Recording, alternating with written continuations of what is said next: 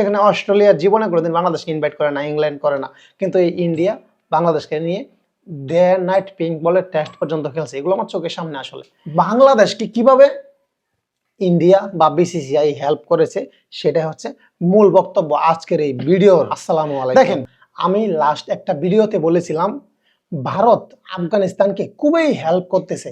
আফগানিস্তানের কোনো স্টেডিয়াম নাই, আফগানিস্তানের ম্যাচগুলো হয় ভারতে। ভারত আফগানিস্তানকে কোচ দিয়ে হেল্প করতেছে, স্টেডিয়াম দিয়ে হেল্প করতেছে। তারপরে আফগানিস্তান ক্রিকেটের যে আজকে এত পরিচিতি সেটা কিন্তু এই ভারতে কিন্তু এনে দিয়েছে। কিভাবে? দেখেন, রহমতুল্লাহ গুরবাজ, রাশিদ খান, হ্যাঁ, অনেক অনেক ক্রিকেটার আছে যারা আইপিএল থেকে কিন্তু পরিচিতি পেয়েছে। আইপিএল গেলে কিন্তু তারা স্টার হয়েছে এবং বেশিরভাগ ক্রিকেটার আফগানিস্তানের এই আইপিএল থেকেই কিন্তু শক্তি অর্জন করেছে, বিশ্ব ক্রিকেটে একটা পরিচিতি পেয়েছে। এই আইপিএল এর মাধ্যমে আইপিএল আফগানিস্তানকে সুযোগটা করে দিয়েছে। দেখেন, ইংল্যান্ড অস্ট্রেলিয়ার মতো কিন্তু এত বড় টিম না আফগানিস্তান। তারপরেও ইংল্যান্ড অস্ট্রেলিয়া থেকে যদি পাঁচজন করে ক্রিকেটার থাকে, আফগানিস্তান থেকে ওই পাঁচজন থাকবে, কম থাকবে না আফগানিস্তান থেকে। মানে ভারত এতটা হেল্প করতেছে আফগানিস্তানকে। ভারতীয় ক্রিকেট বোর্ড বিসিসিআই কিভাবে বাংলাদেশকে হেল্প করেছে সেই প্রসঙ্গে আমি কথা বলবো। আগে আফগানিস্তানেরটা ক্লিয়ার করি।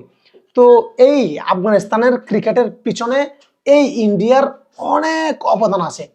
আফগানিস্তান টেস্ট স্ট্যাটাস পাওয়ার পরেও কিন্তু এই ইন্ডিয়া কিন্তু তাদের সঙ্গে ফার্স্ট ম্যাচ খেলে। যাই হোক, অনেক কিছুই আচ্ছা। এখন আসেন বাংলাদেশকে কিভাবে ইন্ডিয়া বা বিসিসিআই হেল্প করেছে সেটা হচ্ছে মূল বক্তব্য আজকের এই ভিডিওর। দেখেন, বাংলাদেশ যখন টেস্ট স্ট্যাটাসের জন্য আবেদন করে তখন ভারতের লালমোহন ডালমিয়া ছিল আইসিসির সভাপতি। আমি যদি ভুল না করে থাকি, যদি ভুল হয় অবশ্যই কমেন্টস বক্সে বলবেন। সেই জগমোহন ডালমিয়া বাংলাদেশকে আইসিসির কাছে আসলে সে সুপারিশ করেছে যে বাংলাদেশ টেস্ট ম্যাচ খেলার যোগ্য, তারা পারবে, প্লিজ তাদেরকে টেস্ট মর্যাদা দেওয়া হোক, টেস্ট খেলার জন্য উপযুক্ত করা হোক। তারপরে জগমোহন ডালমিয়া আশেপাশের আরো যে বোর্ড ছিল, ক্রিকেট বোর্ড, হ্যাঁ, আইসিসির সদস্য যারা ছিল তাদেরকেও রাজি খুশি করায় জিনিসটা মিটমাট করে বাংলাদেশকে দিয়ে দেয় টেস্টের মর্যাদা। শুধু তাই না, ভারত আর কিভাবে হেল্প করতে আসেন জগমোহন ডালমিয়ার সাবজেক্টগুলো। তারপরে বাংলাদেশ যখন প্রথম টেস্ট ম্যাচ খেলবে, হ্যাঁ, যখন প্রথম টেস্ট ম্যাচ খেলবে বাংলাদেশ, প্রায় 2000 সালের দিকের ঘটনা, তখন কিন্তু বিগ টিম ইন্ডিয়া, অনেক বড় টিম, তারপরেও ইন্ডিয়া এই বাংলাদেশের সঙ্গে প্রথম টেস্ট ম্যাচ খেলে। এটা মূল কথা না, টেস্ট ম্যাচ খেলছে এটা মূল কথা না। মূল কথা হচ্ছে ভারত যে বাংলাদেশে আসে, এই পুচকে বাংলাদেশ প্রথম ম্যাচ খেলবে বাংলাদেশ, এবং ভারত যেই টিম নিয়ে এসেছিল বাংলাদেশে, যত বড় বড় ক্রিকেটার ছিল, সচিন টেন্ডুলকার, রাহুল দ্রাবিড়, এই সেই যত স্টার ক্রিকেটার ছিল তাদেরকে নিয়ে কিন্তু বাংলাদেশে এসেছিল বাংলাদেশের সঙ্গে সেই টেস্ট ম্যাচ, বাংলাদেশের প্রথম টেস্ট ম্যাচ খেলার জন্য।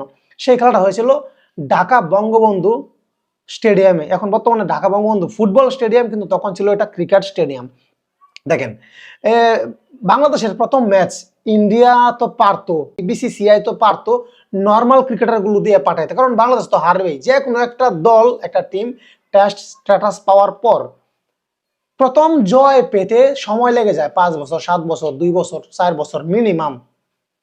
এরকম। এটা টেস্ট ক্রিকেট খুব কঠিন। এই জন্যই সবাই টি20 খেলতে পারে, ওয়ানডে খেলতে পারে, টি10 খেলতে পারে, কিন্তু টেস্ট স্ট্যাটাস কিন্তু কেউ সহজে পায় না, কারণ এটা খুব কঠিন খেলা। হ্যাঁ, তো এটাই ভারত তখন হাই ভোল্টেজ ক্রিকেটারগুলো নিয়ে আসছিল। ভারতীয় ক্রিকেট বোর্ড বিসিসিআই বড় বড় ক্রিকেটারগুলোকে বাংলাদেশে পাঠাইছিল। কেন?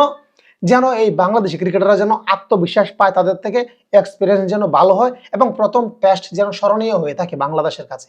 বাংলাদেশ যখন ক্রিকেট মোটামুটি ভালোই রানিং হয়ে গেছে, তারপরেও এখন পর্যন্ত কিন্তু অস্ট্রেলিয়ার মাটিতে বাংলাদেশকে কখনোই তারা ইনভাইট করে নাই যে আমরা একটা ত্রিদেশীয় সিরিজ খেলতে চাই বা আমরা একটা দ্বিপাক্ষিক সিরিজ খেলতে চাই, বাংলাদেশ আপনারা আসেন আমাদের দেশে। কখনো অস্ট্রেলিয়াতে বাংলাদেশ যাইতে পারে নাই। শুধু তাই না, কখনো ইংল্যান্ডেও বাংলাদেশ যাইতে পারে নাই।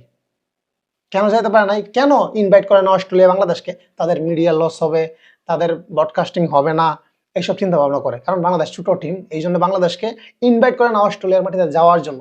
কিন্তু এই দিক দিয়েও ইন্ডিয়ায় গিয়ে, ইন্ডিয়া আমি নিজে দেখেছি, সর্বশেষ পিঙ্ক বলের টেস্ট ম্যাচ হয়েছিল সেই কলকাতার ইডেন গার্ডেন্স ঐতিহাসিক স্টেডিয়ামে। পিঙ্ক বল ডে নাইট টেস্ট ম্যাচ, সেখানেও বাংলাদেশ আসলে বিশালভাবে পরাজিত হয়েছিল। যদিও বাংলাদেশের বোলাররা মোটামুটি ভালো করেছিল, কিন্তু ব্যাটসম্যানরা একদম বাজে ব্যাটিং করেছিল। তো এই অবদানগুলো সত্যি স্মরণীয়, এবং আমি যতদিন বেঁচে থাকবো এগুলো আমার মনে থাকবে। আমি নিজের চোখে দেখেছি এটা, যেখানে অস্ট্রেলিয়ার জীবনে কোনোদিন বাংলাদেশকে ইনভাইট করে না, ইংল্যান্ড করে না, কিন্তু এই ইন্ডিয়া বাংলাদেশকে নিয়ে ডে নাইট পিঙ্ক বলের টেস্ট পর্যন্ত খেলছে। এগুলো আমার চোখের সামনে আসলে।